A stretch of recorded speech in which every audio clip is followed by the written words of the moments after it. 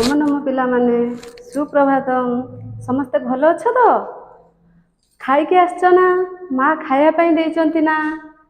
अच्छा आगे आमे माँ विषय टिके जानिबा। जननी माने कौन? जननी माने माँ। आमे माँ पाखरु जन्म होइचे सेहीपरि संस्कृत भाषारू आउ अन्य भाषा गुड़िक सृष्टि बा जन्म। संस्कृत भाषा प्रथम भाषा आम जेटा कहे आम जन्म होइचे जेताले आमे माँ को पाखरु जन्म होइचे सेमितिका सबु भाषा संस्कृत भाषारू ही सृष्टि होइचे। सेइपई ताकू आद्य भाषा कहा जाए आउ देवनागरिक भाषा कहा जाए। ताकि देखो सबु पूजा पटल मंदिर आउ याज्ञ सबु बेले संस्कृत भाषा यूज करा जाए। सबु बेले संस्कृत भाषा प्रयोग करा जाए। आमे जानिछे संस्कृत भाषारू सबु भाषा आमे शिखि थाउ। संस्कृत भाषाटा आद्य भाषा।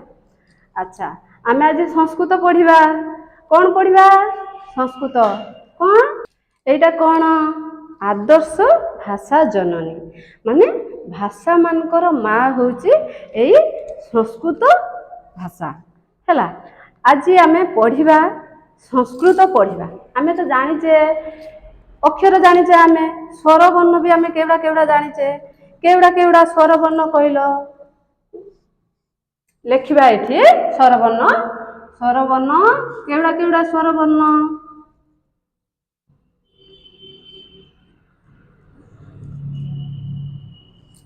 देखिबा। स्वर वर्ण केवड़ा कहूचु अ मो संगर कहिलो आ हर्षेई दीर्घई हर्षौ दीर्घौ रु रु ए ओई ओ ओ एतिक होची स्वर वर्ण। ताले एतिक स्वर वर्ण केतेटा हैला? 1 2 3 4 5 6 7 8 9 10 11 12 ताने केतेटा हैला? 12टी स्वर वर्ण। केतेटी पिले? 12टी स्वर वर्ण। आमे वर्ण जानिचे तथापि मु तम मानको सिखाई देली। अच्छा आमे एथर अक्षर रु केमतिका शब्द पढ़ा जाए संस्कृत रे जानिबा। अक्षर माने अ अक्षर रे कोन आ अक्षर रे कोन संस्कृत आमे जानिबा केमतिया। गोटे गोटे शब्द जानिले तो आमे संस्कृत जानिबा ना केमतिया जानिबा। अच्छा गोटे गोटे अक्षर रो आगे आमे देखिबा अ रे कोन ता माने कोन जानिबा ना जानिबानी? जानिबा तो हो ठीक अछि। एबे मु लिखै दउची समस्त लेखि नेला तो ठीक अछि। एबे मु लेखि देली। देखो अक्षरस शब्द परिचय। अक्षर रु आमे शब्दर परिचय जानिबा।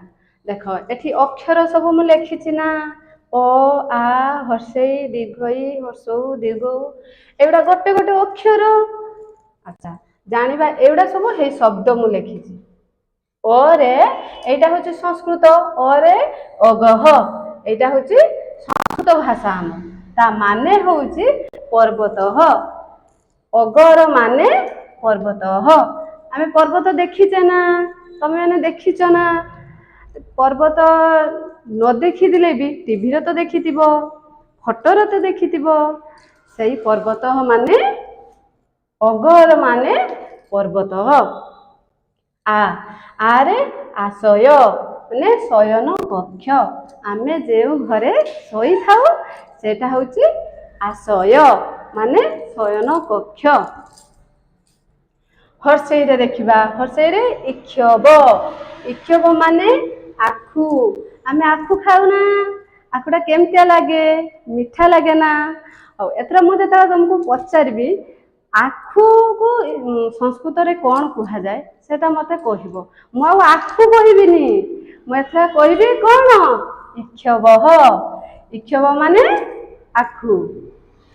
दीर्घई ଈଶଃ ଈଶଃ ମାନେ ଈଶ୍ୱର ହେଲା।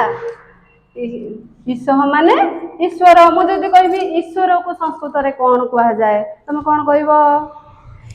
ଈଶଃ। କଣ କହିବ? ଈଶଃ। ଏବେ ଦେଖିବା ହର୍ଷଉରେ ଉଦକମ୍। ଉଦକମ୍ ମାନେ ପାଣି। ଯେ ପାଣି ଆମେ ପିଉ ଯେକୌଣସି ପାଣି ସେଇ ପାଣି ବା ଗଡିଆ ପାଣି ନଈ ପାଣି ସମୁଦ୍ର ପାଣି ଯେ ପାଣି ବି ହଉ ସେ ହଉଛି ଉଦକମ୍। ଖାଲି ଯୋଉ ଆମେ ଯେ ପାଣି ପିଉଛେ ଗ୍ଲାସ ରେ ସେଇଟା ହିଁ ଉଦକମ୍ ସେଟା ନୁହେଁ। ସବୁ ପାଣି ହଉଛି ଉଦକମ୍। ଦୀର୍ଘ ଉ ଉଷଣମ୍। ଉଷଣମ୍ ମାନେ ଅଦା।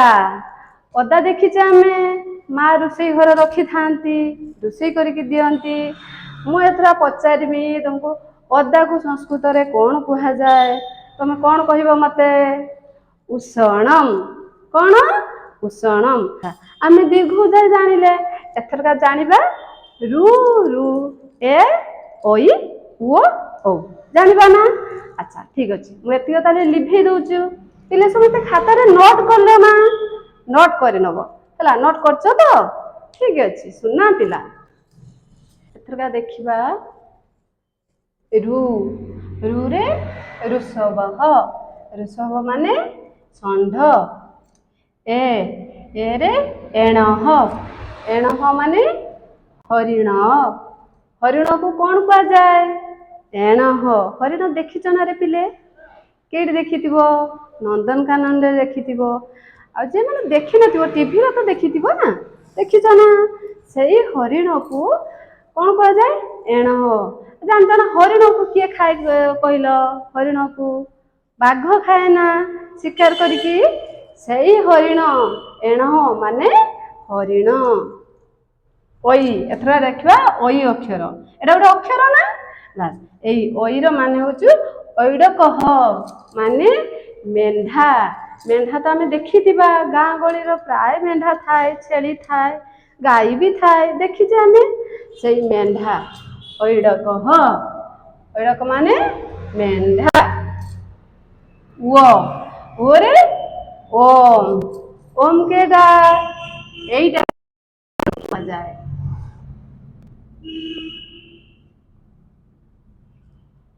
ଏଇଟା ହଉଛି ଓମ୍।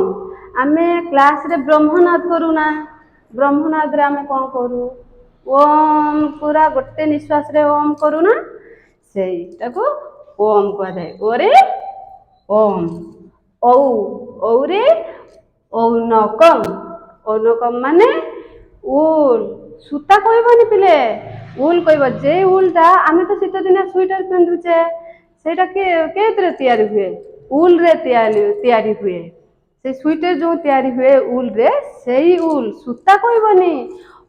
ଐନକମ୍ ମାନେ ଉଲ୍। ସୂତା କହିଦେଲେ ଭୁଲ ହେଇଯିବ। କହିବନି ସୂତା କହିବନି ଉଲ୍ କହିବ। ଆଚ୍ଛା ଆମେ ତାହେଲେ ସ୍ୱର ବର୍ଣ୍ଣର ଆମେ ସବୁ ଅକ୍ଷରରେ ଶବ୍ଦ ଆମେ ଜାଣିଲେ। ଜାଣିଲେ ନା? ମନେ ରଖିଲ ନା ପିଲେ? ଠିକ ଅଛି ମୁଁ ଏବେ ହୋମୱାର୍କ ଦେମି ଘରେ ହୋମୱାର୍କ କରିକି ଆଣିବ ମତେ ଦେଖେଇବ କ୍ଲାସରେ ଦେଖେଇବ।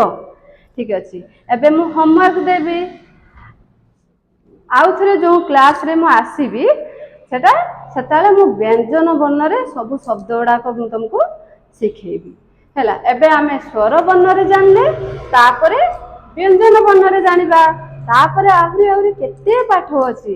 ଆମେ ଆସ୍ତେ ଆସ୍ତେ ସବୁ ପାଠ ଜାଣିବା ନା? ଆମେ ଜାଣିଲେ ସିନା ଆମେ କିଛି କଥା କହିପାରିବା। ଠିକ ଅଛି ଏଥର ମୁଁ ହୋମୱାର୍କ ଦେବି। ହୋମୱାର୍କ ଲେଖିବା। ହଉ ପିଲାମାନେ ମୁଁ ଗୃହ କାର୍ଯ୍ୟ ଦେଇ ଦେଇଛି। ମାତୃଭାଷାରେ ଅର୍ଥ ଲେଖ। ମାତୃଭାଷାରେ ଲେଖିବ ତା ଅର୍ଥଟା। ଆଶୟ। ଆଶୟର ଅର୍ଥ ମୁଁ କହିଛି।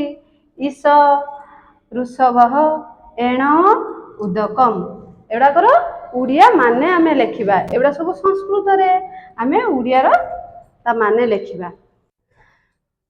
ଆଚ୍ଛା ଏତିକ ଆମେ ଗୃହ କାର୍ଯ୍ୟ ଦେଇଛେ। ଏଇ ଗୃହ କାର୍ଯ୍ୟ ମତେ କରି ଆଣିକି ପରବର୍ତ୍ତୀ କାଳାଂଶରେ ମତେ ଦେଖେଇବ। ଆଉ ମୁଁ ପଚାରିବି ଏଗୁଡା ତମେ ମନେ ରଖିଛ କି ରଖିନ ପଚାରିବି। ତାପରେ ବ୍ୟଞ୍ଜନ ବର୍ଣ୍ଣର କିଛି ଆମେ ଶବ୍ଦ ଶିଖିବା। ଏତିକି ଆମେ ମନେ ରଖିବା ନା ଘରେ ଯାଇକି ପଢିବା ତ। ହଉ ଠିକ ଅଛି, ଆମେ ପରବର୍ତ୍ତୀ କାଳାଂଶରେ ମୁଁ ତମକୁ ପଚାରିବି, ପଚାରିଲା ପରେ ଯାଇକି ମୁଁ ବ୍ୟଞ୍ଜନ ବର୍ଣ୍ଣର ଶବ୍ଦ କିଛି ଶିଖେଇବି। ହେଲା ପିଲାମାନେ, ରହୁଛି। ନମ ନମ।